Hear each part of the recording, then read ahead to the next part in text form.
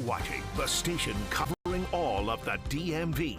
This is DC News Now. Happening now at 9, covering the entire DMV. 2 officer-involved shootings. Why police were called to homes in Prince George's County and in Fairfax counties today. It's so sad to hear about that. How one case involved a person with a 2x4, also a dog in the other case. Report in the field. And the tax man cometh. Tomorrow is the deadline to file personal income you've received last year. What you need to know to maximize refunds and avoid any steep fines. And it's been a dry day today and a sunny and warm afternoon. Things are going to change a little bit over the next couple days as we wait for a front to drop through tonight. We'll talk about the timing of when we'll see some showers potentially in our area. Coming up. Because it will save lives. And saving lives in the district, the effort and money offered east of the river to step in before it's too late to save a loved one, coworker, or even a stranger.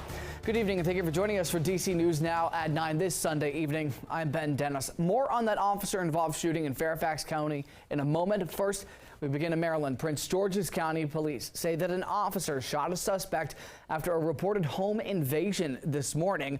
Officials responded to Addison Road in District Heights around 10 a.m. after reports that a person inside a home had been stabbed. On scene, police say they found 2 people injured, one of whom had been stabbed. The other person was holding a 2x4.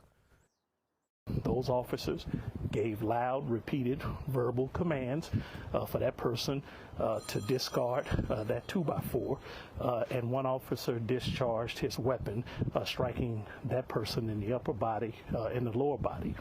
And the victim is reportedly fighting for their life while the suspect is listed in critical but stable condition. The officer was placed on leave. That is standard protocol. And the investigation continues tonight into another officer-involved shooting, this time in Fairfax County, Virginia. Herndon police say that their officer shot a man after he attacked his wife and their family dog and threatened the officer. DC News Now's Dave Laval joins us with the latest. A woman is recovering at Reston Hospital after Herndon police say her husband stabbed her. He's also recovering there when an officer shot and wounded the man. It's so sad to hear about that. Blanca Abrego has lived next door to the unidentified couple involved in Sunday stabbing in Herndon for nearly 4 years. She says she often ran into the husband with his dog. I saw him. He's a good guy. Police say the man stabbed his wife and their dog just before noon. The responding officer shot and wounded the man after police said he approached the officer with a knife. The incident stunned neighbors, including Abrego. It's more scary, yeah, because it's, you don't know about the neighbor. You don't know.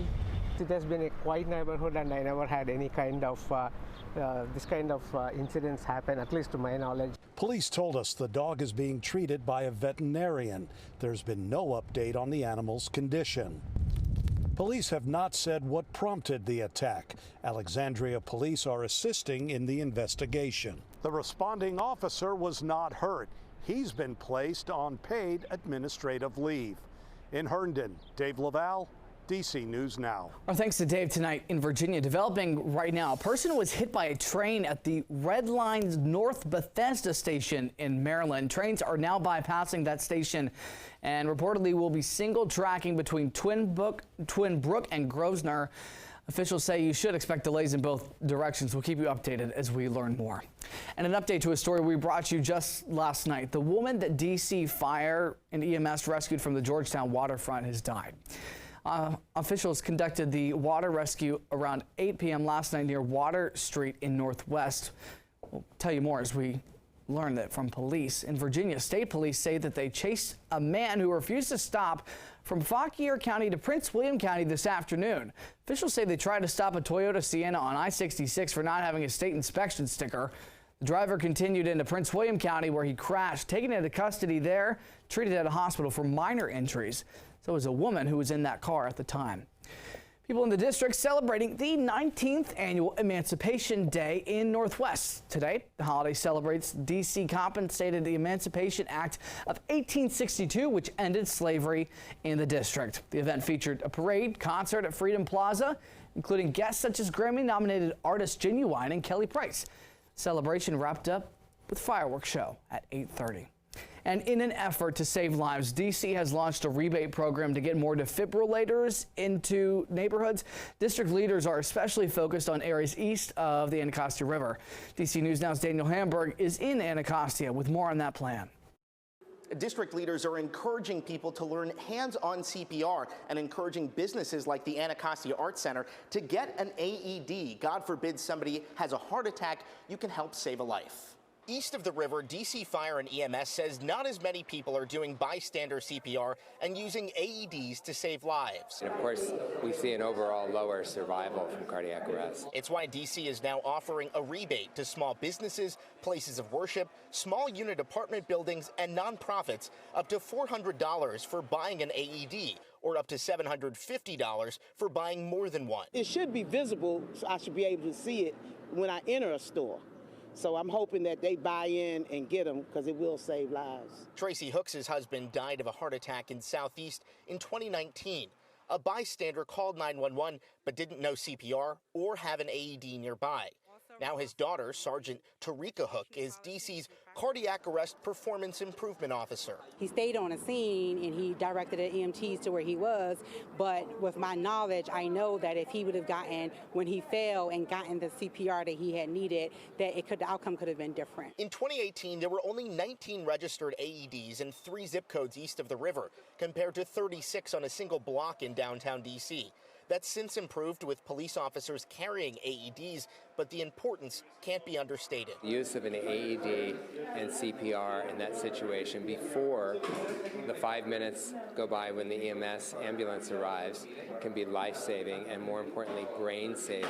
Now, an easy thing you can do is download the PulsePoint app, and if you have it enabled, you can get a notification if you're within a quarter mile of somebody in cardiac arrest so that you can go help and perform CPR. You will also be notified where the nearest defibrillator is so that you can attach that and help restart their heart. Now, this program is going to be for the entire district, although district leaders will be focusing their efforts and outreach in Ward 8 specifically for the rebate program.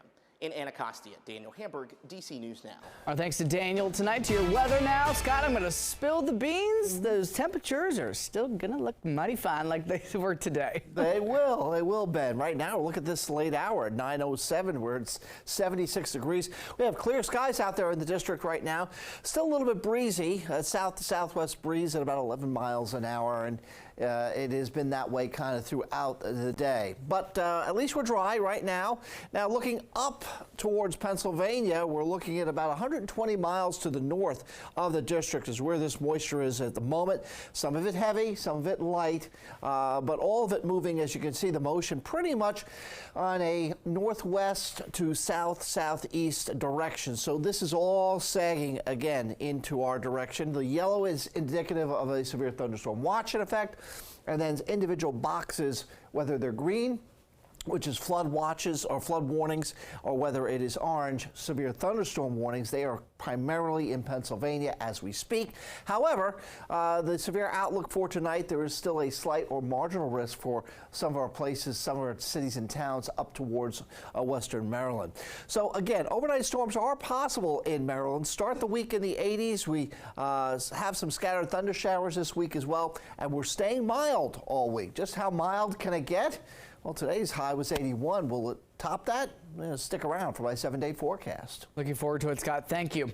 Tax day, well, it's upon us tomorrow. DC News Now, meantime, is helping you prepare before the big deadline. In just a few minutes, our Haley Mylon is explaining how you can avoid stress and some resources to help you file. And if you missed Monday's spectacular solar eclipse, you are going to have to prepare for a 20-year wait. Eclipses actually happen often, every 3 to 4 years. But the recipe for a perfect eclipse makes for a rare occurrence. Parts of an eclipse will brush Alaska and Russia in 2033. In 2044, an eclipse will cross paths of North Dakota and Montana. But the next eclipse of Monday's magnitude won't happen until August 12th, 2045.